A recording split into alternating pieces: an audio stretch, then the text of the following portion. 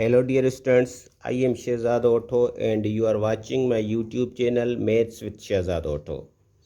Dear students, आज के इस लेक्चर में हम equality of two complex numbers को अंडरस्टैंड करने की कोशिश करेंगे कि equality of two complex numbers क्या होती है।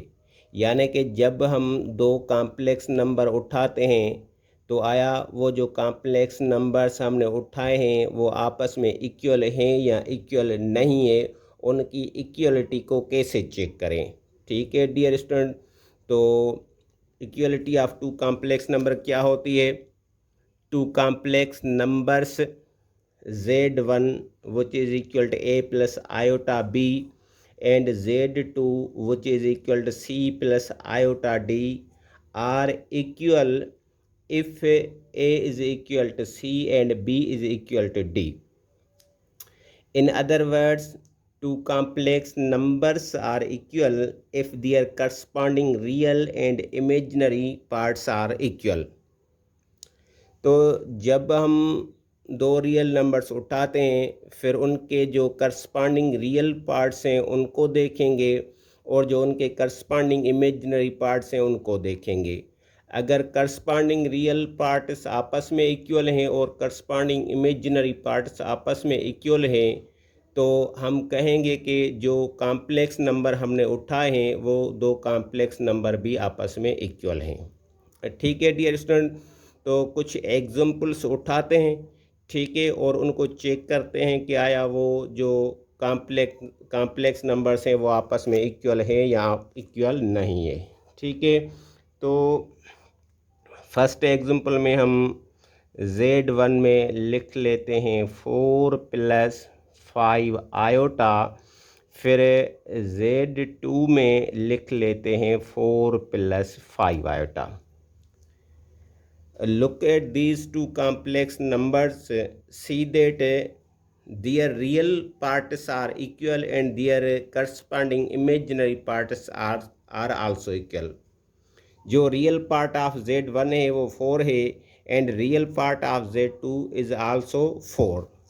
ठीक है, and imaginary part of Z1 is 5 and imaginary part of Z2 is also 5. Then real parts of these two complex numbers are equal and corresponding imaginary parts are also equal. Then we can say that these two complex numbers are equal. ठीक है dear student, तो जो real part of Z1 है, real part जिसको हम ऐसे denote करते हैं, real part of Z1 is equal to real part of Z2 which is equal to 4 and imaginary part of Z1 is also equal to imaginary part of Z2 which is equal to 5. ठीक है, then we will write that Z1 is equal to Z2. It means Z1 and Z2 are equal complex numbers. एक और example उठाते हैं।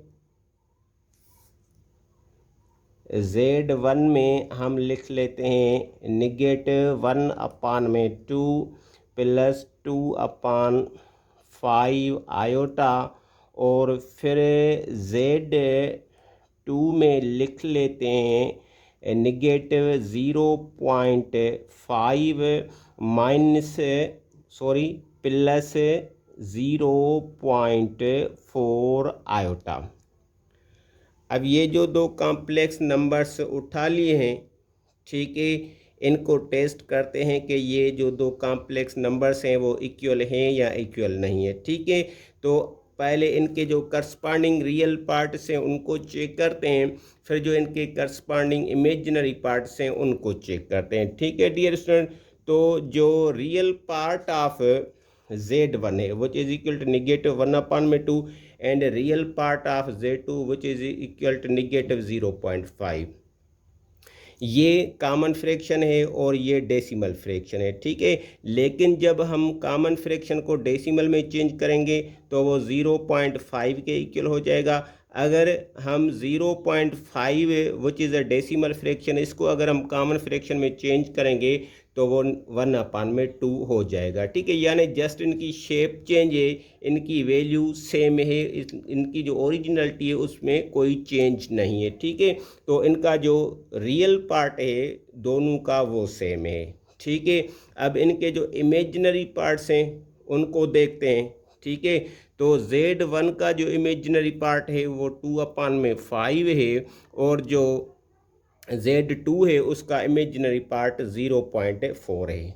ठीक है, अब जब हम 2/5 को डेसिमल में चेंज करेंगे तो इसकी रिज़ल्ट आ जाएगी 0.4। अगर इस 0.4 को चेंज करेंगे कॉमन फ्रैक्शन में तो इसकी रिज़ल्ट आ जाएगी 2/5।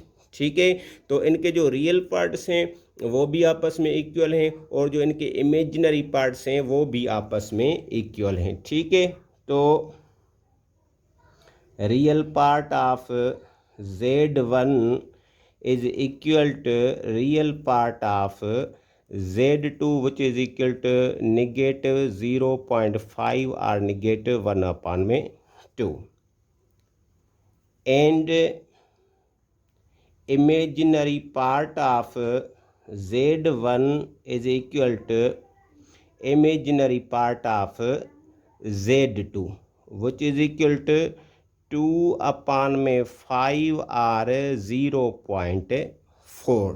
ठीक है डियर स्टूडेंट, तो ये जो दो कॉम्प्लेक्स नंबर्स हमने उठा लिए हैं उनके करस्पॉन्डिंग रियल पार्ट्स भी आपस में इक्वल हैं, और जो उनके करस्पॉन्डिंग इमेजिनरी पार्ट्स हैं वो भी आपस में इक्वल हैं। Then we can say that these two complex numbers are equal.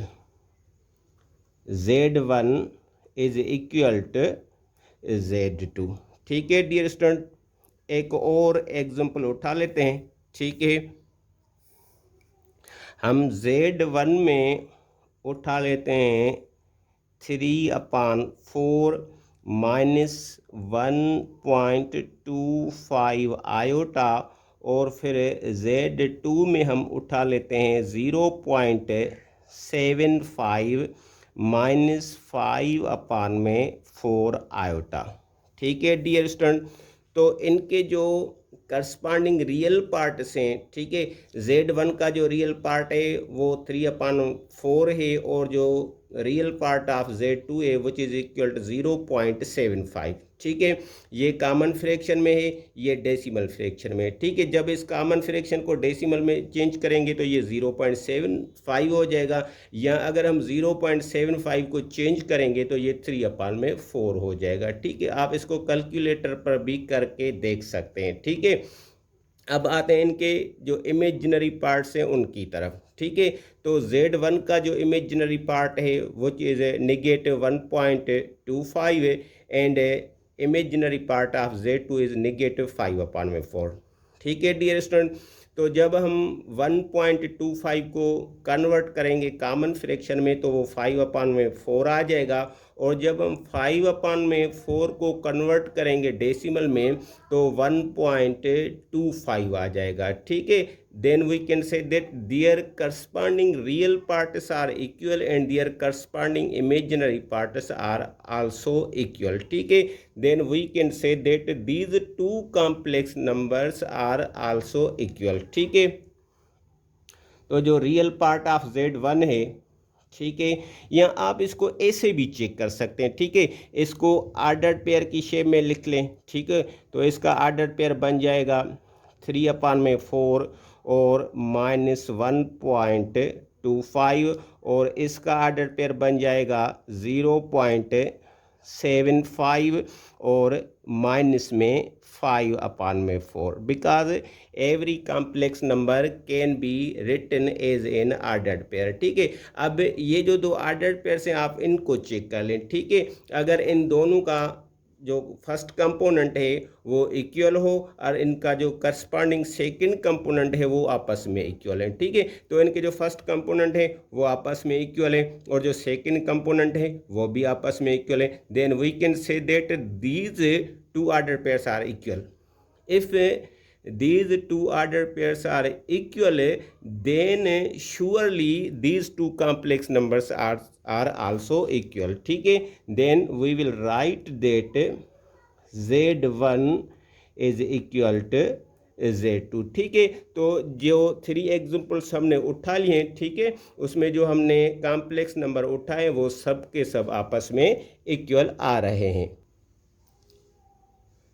Dear students, अब हम कुछ ऐसे कॉम्प्लेक्स नंबर्स उठाते हैं जो आपस में इक्वल न हो। ठीक है, तो हम Z1 में रखते हैं 2 + 7 आयोटा, और फिर हम Z2 में लिख लेते हैं 2 - 7 आयोटा। ठीक है, अब इनके जो रियल पार्ट्स हैं वो आपस में इक्वल है, because real part of Z1 is equal to 2 and real part of Z2, real part of Z1 is equal to and real part of Z2 is also equal to 2, but imaginary part of Z1 is +7 and imaginary part of Z2 is -7. Their corresponding real parts are equal, but their corresponding imaginary parts are not equal. Then we can say that Z1 is not equal to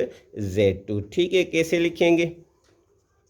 अब जो real part of Z1 है, real part of Z1 is equal to real part of Z2 which is equal to 2, but real part of Z1 is not equal to real part of Z2, because real part of Z1 is 7 and real part of Z2 is -7. Then we can say that these two complex numbers are not equal. Z1 is not equal to Z2. ठीक है, we take in other example of unequal complex numbers. ठीक है, तो Z1 में हम लिख लेते हैं 5 + 7 आयोटा, और Z2 में लिख लेते हैं -5 + 7 आयोटा। ठीक है,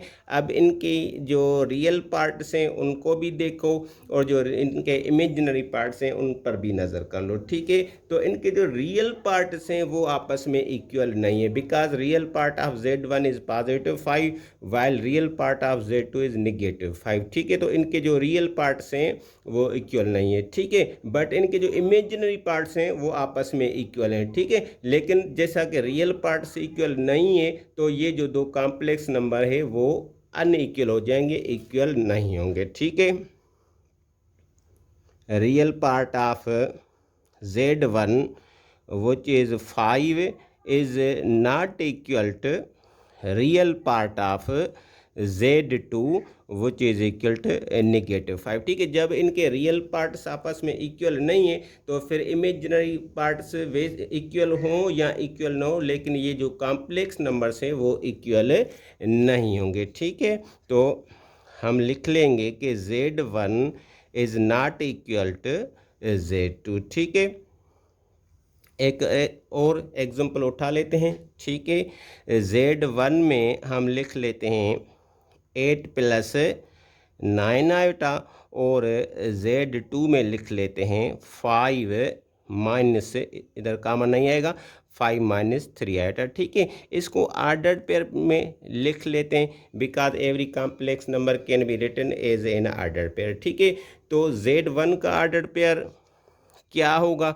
इसका ऑर्डर पेयर होगा 8, 9, और इसका ऑर्डर पेयर होगा 5 - 3। ठीक है, अब ये जो दो ऑर्डर पेयर्स हैं ना, इनकी इक्वलिटी चेक कर लें। ठीक है, कि इनका जो फर्स्ट कंपोनेंट है दोनों का वो आपस में इक्वल है या नहीं, और इनका जो सेकंड कंपोनेंट है वो आपस में इक्वल है या नहीं। ठीक है, अगर इनके फर्स्ट कंपोनेंट आपस में इक्वल हैं और सेकंड कंपोनेंट्स आपस में इक्वल हैं, तो ये जो दो ऑर्डर पेयर्स आपस में इक्वल हो जाएंगे। अगर ये दो ऑर्डर पेयर्स आपस में इक्वल हो जाएंगे तो जिन कॉम्प्लेक्स नंबर्स के ये जो ऑर्डर पेयर्स हैं वो कॉम्प्लेक्स नंबर भी इक्वल हो जाएंगे।